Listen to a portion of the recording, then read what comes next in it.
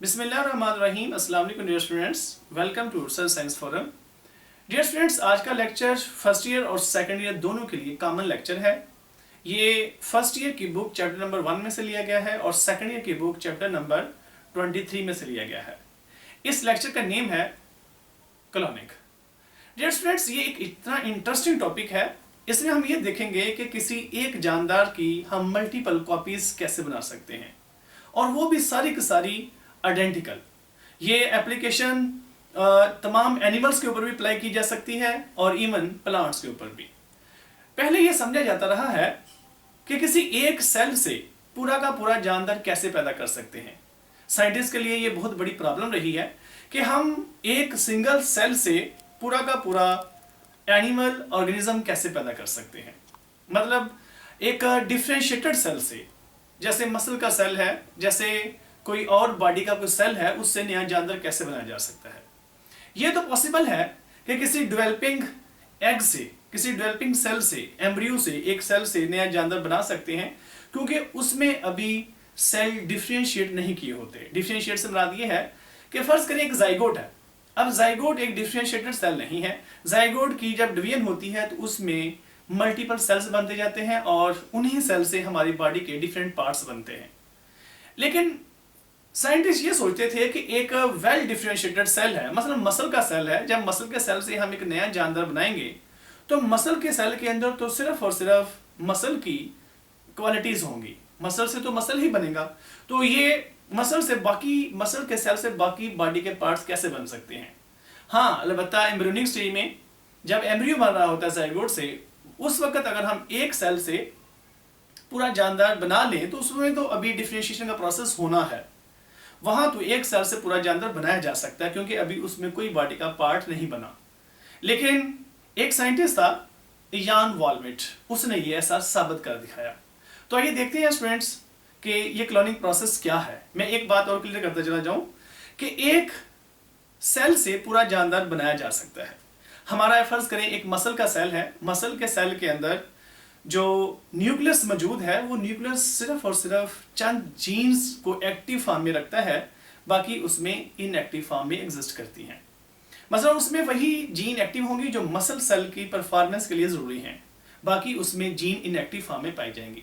जब हम किसी डिफरेंशिएटेड सेल का न्यूक्लियस इस्तेमाल करते हैं, जाइगोट में रखते हैं, तो जब वो जाइगोट में डिवीजन शुरू करता है तो उसकी तमाम की तमाम जीन्स एक दफा फिर एक्टिव फॉर्म में आती हैं, और जब वो एक्टिव फॉर्म में आती हैं तो वो बॉडी के तमाम पार्ट्स में बनाने में हेल्प करने लग जाता है और सेल फाइनली डिफरेंशिएट होने के बाद बॉडी के डिफरेंट पार्ट्स बना देता है। तो इसका मतलब ये हुआ कि लेटेस्ट स्टडी से ये बात प्रूव हो गई कि एक डिफरेंशिएटेड सेल भी पूरी बॉडी बनाने में हेल्प कर सकता है। आइए देखते हैं क्लोनिंग क्या है, इसको डिटेल से हम डिस्कस करते हैं। जी, क्लोनिंग की डेरिवेशन, सबसे पहले टर्म क्लोन को ड्राइव किया गया फ्रॉम क्लोन, के से क्लोन। क्लोन, ये सी वाला क्लोनिंग, KLON, क्लोन, जिसका मीनिंग है ट्वीक, बाय हाल्डेन। हाल्डेन एक साइंटिस्ट है जिसने सबसे पहले इसके ऊपर वर्क किया और ये बताया कि प्लांट का एक छोटा सा हम कॉम्पल लेकर उससे हम पूरा का पूरा प्लांट बना सकते हैं।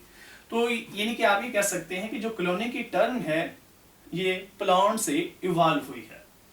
तो आइए स्टूडेंट देखते हैं कि फर्स्ट क्लोन एनिमल कौन सा था, या फर्स्ट एनिमल के ऊपर क्लोनिंग कब शुरू हुई।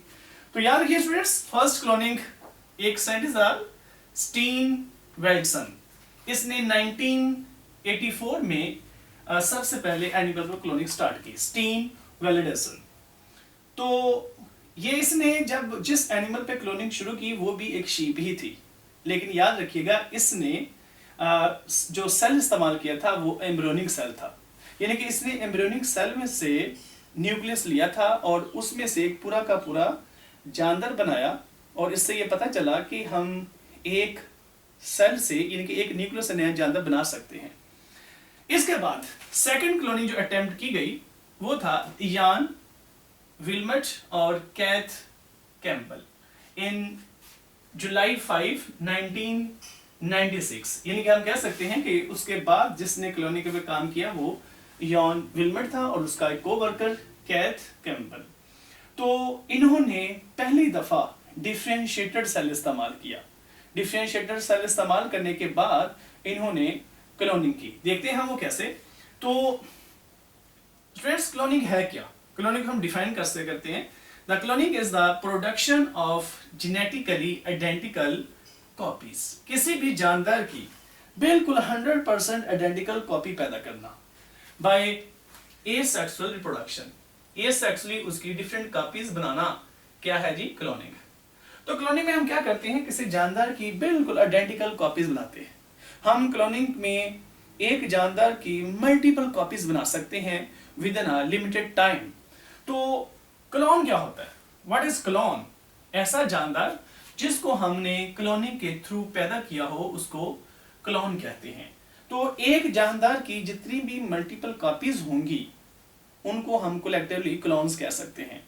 याद रखिएगा, क्लोनिंग सिर्फ और सिर्फ एनिमल तक महदूद नहीं है। हम क्लोनिंग एक सेल की भी कर सकते हैं, हम डीएनए की क्लोनिंग कर सकते हैं, इवन हम सिंगल जीन की भी मल्टीपल कॉपीज बना सकते हैं। इसको हम जीन क्लोनिंग का नाम देंगे। क्लोनिंग क्यों की जाती है? क्लोनिंग का पर्पस क्या है? स्टूडेंट्स, ये बहुत इंपॉर्टेंट एमसीक्यूज रहा है कि वो कौन सी टेक्निक है, कौन सी टेक्नोलॉजी है that is used for achieving eugenic AIIMS. तो इसलिए क्लोनिंग किस पर्पस के लिए इस्तेमाल की जाती है? For achieving eugenic AIIMS. Eugenic AIIMS means the AIIMS for the welfare of human society, for improving human societies. Human society को बेहतर करना, ह्यूमन की पॉपुलेशन में बेहतरी लाके आना, उनको बेहतर सोर्सेज देना, ये पर्पस है क्लोनिंग का। तो कुछ जानदार ऐसे भी हैं जो कुदरती तौर पर क्लोनिंग करते हैं, यानी कि हम इनको नेचुरल क्लोन्स भी कह सकते हैं, या इस प्रोसेस को नेचुरल क्लोनिंग का नाम भी दिया जा सकता है। मसलन मैनी इंसेक्ट्स हैं, जैसे एफिड है, जैसे हनी बी मेल्स हैं, माइक्रोब्स हैं, बैक्टीरिया है, वायरसेस हैं, इस तरह से बेशुमार फंजाई के सेल्स हैं, and many plants they reproduce asexually and they produce identical offspring. और जो वो आइडेंटिकल ऑफस्प्रिंग होगी उनको भी हम क्लोन्स का नाम ही देंगे। इसका मतलब ये हुआ कि क्लोन या क्लोनिंग ये लिमिटेड टेक्नोलॉजी नहीं है। ये किसी एक जानदार या एक एनिमल की आइडेंटिकल कॉपीज को नहीं कहते।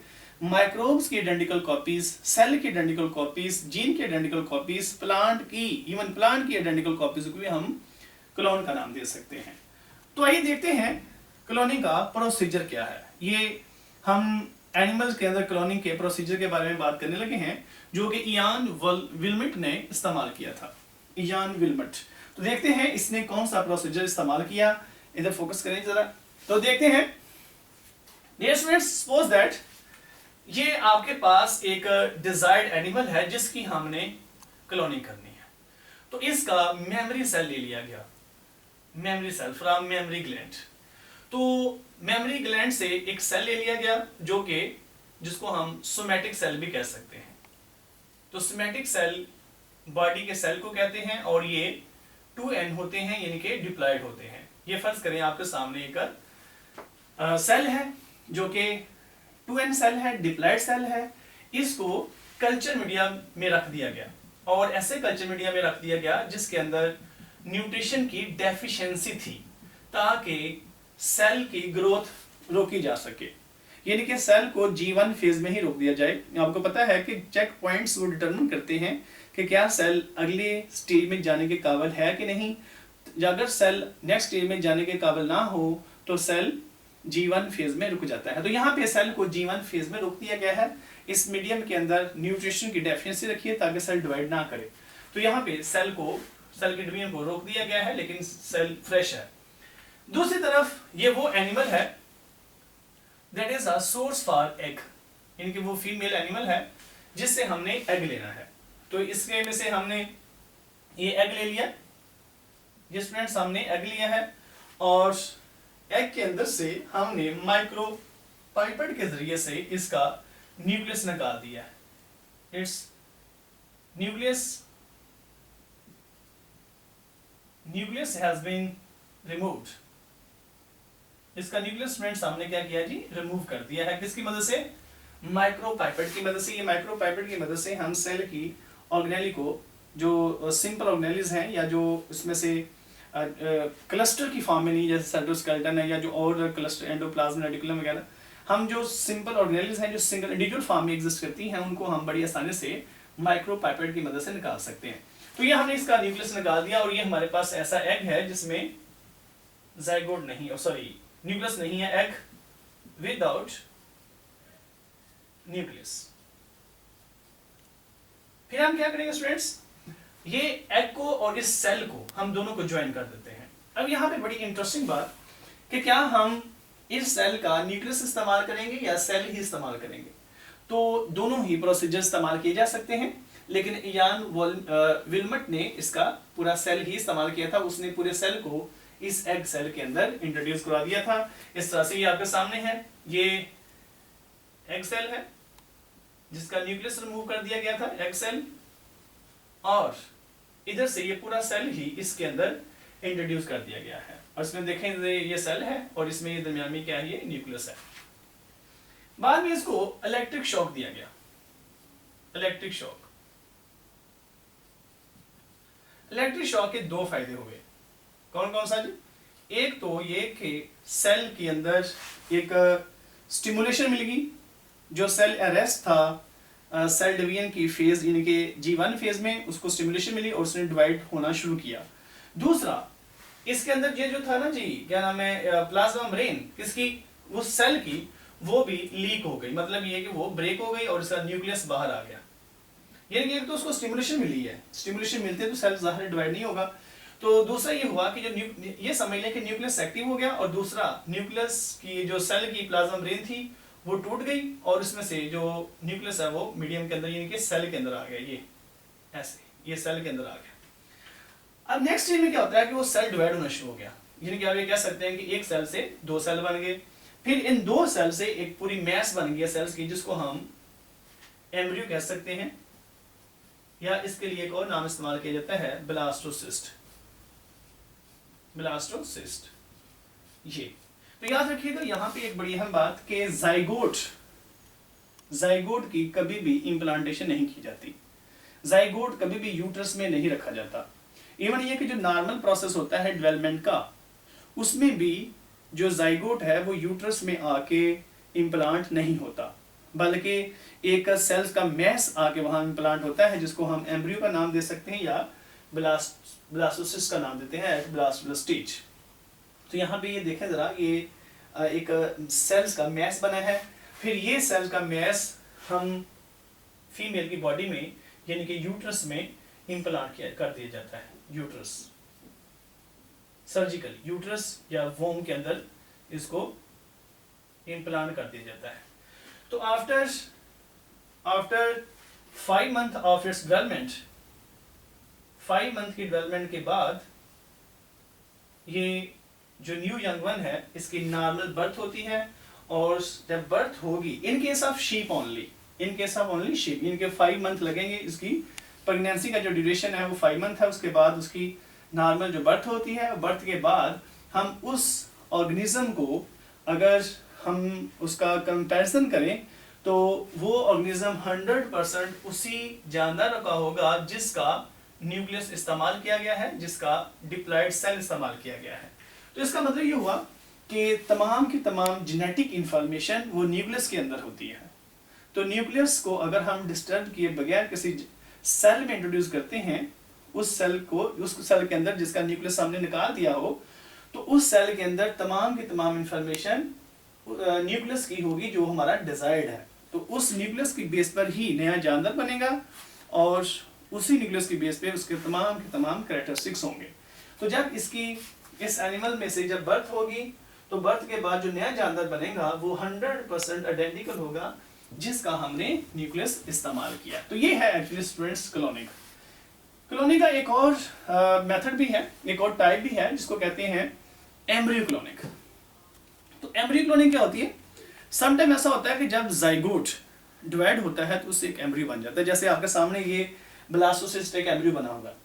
अगर ये एम्ब्रियो 2 या 2 से ज्यादा हिस्सों में डिवाइड हो जाए, मसलन इस एम्ब्रियो से ही ज्यादा मतलब सेल्स के दो या 2 से ज्यादा ऐसे क्लस्टर बन जाए, ये एक एम्ब्रियो बन गया, एक ये इस तरह से एम्ब्रियो बन गया ऐसे, और ये एम्ब्रियो बॉडी के अंदर इंडिपेंडेंट ग्रो कर जाएं तो इससे भी एक इंडिपेंडेंट ऑर्गेनिज्म बनेगा, और इससे भी एक न्यू ऑर्गेनिज्म बनेगा, और इससे भी। तो ये दोनों ऑर्गेनिज्म क्या होंगे, आइडेंटिकल होंगे। तो ये भी आइडेंटिकल है, इस वजह से भी हम इनको क्लोन कह सकते हैं।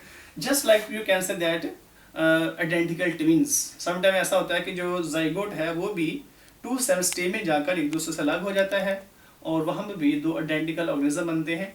खैर वो आइडेंटिकल ट्विंस हैं, वो उनको हम आइडेंटिकल ट्विंस कहते हैं, क्लोन नहीं कहते। यहाँ पे एम्ब्रियो से अगर वो बनते हैं तो उसको हम एम्ब्रियोनिक क्लोनिंग कह सकते हैं, या एम्ब्रियो क्लोनिंग कह सकते हैं। तो ये था स्टूडेंट्स आपके सामने क्लोनिंग का एक प्रोसीजर। याद रखिएगा, जो सबसे पहले जो एनिमल डिफरेंशिएटेड सेल से पैदा किया गया था वो भी शीप थी, और शीप का नाम क्या था, उसका शीप का नाम रखा गया डॉली शीप। और ये डॉली शीप किस बेस पे नाम रखा गया, ये एक सिंगर थी जिसका नाम था डॉली पोर्टर। डॉली पोर्टन। ये डॉली पोर्टन एक सिंगर थी, इसका नाम ये रखा गया क्योंकि एक बहुत बड़ी सक्सेसफुलनेस थी उनके लिए, तो ये बहुत बड़ी उनके लिए कामयाबी थी इस वजह से। तो और ये जो सिंगर थी, ये बहुत फेमस सिंगर थी डॉली पोर्टन, और इस नेम की बेस पर इसका इस शिप का नाम जो ना वो डॉली रख दिया गया। तो ये था स्टूडेंट्स का ओवरऑल प्रोसीजर। इसके अलावा बेशुमार और एनिमल भी हैं जिनकी क्लोनिंग कर ली गई है, मसलन जैसे कौ है, फ्रॉग है, बफलो है, इस तरह से रैट है। इन एनिमल्स की मैमल्स की क्लोनिंग कर ली गई है और फर्दर इनकी की भी जा रही है।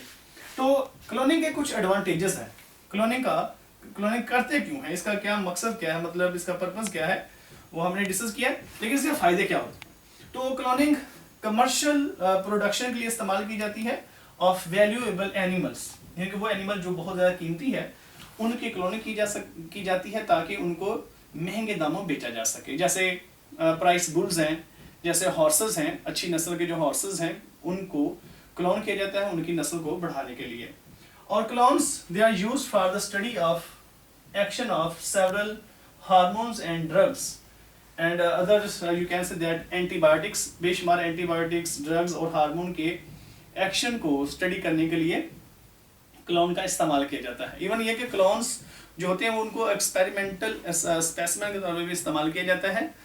और इनके कुछ डिसएडवांटेजेस भी हैं, जैसे अगर किसी इलाके में कोई या क्लोन्स में कोई डिजीज़ फैल जाए तो वो तमाम के तमाम क्लोन्स को मुतासर करेगी। अगर एक क्लोन किसी डिजीज़ की वजह से मुतासर होता है तो वो वहाँ पे मौजूद जितने भी क्लोन्स, क्योंकि तमाम क्लोन्स का जीनोम एक जैसा है, तमाम क्लोन्स के जो जेनेटिक मटीरियल एक जैसा है, इस वजह से कोई अगर एक क्लोन मुतासर होता है तो तमाम के तमाम क्लोन्स को वो उनमें डिजीज़ फैल जाएगी।